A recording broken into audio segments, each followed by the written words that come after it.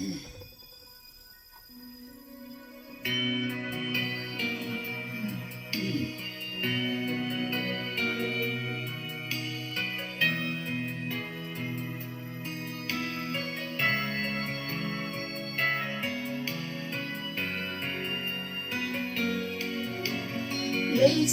kakhol jinna lung hay na chăm kim lâu lung ki to na chăm kim lâu cho se de bia zong za lên na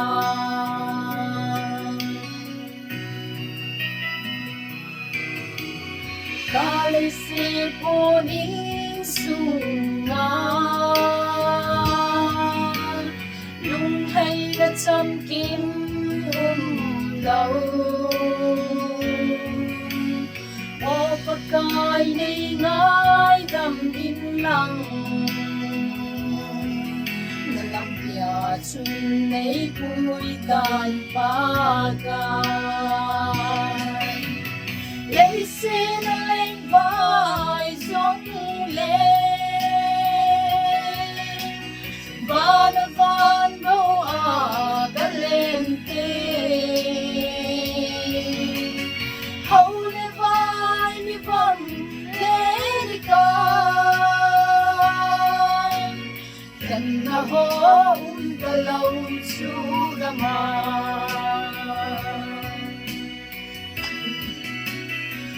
lung gheo gen thấy hơi sâu gen thấy như khô tiếng sông về cả khi xe lao xuống khi bắc cài cả isa kaya isa kaya nang Leiset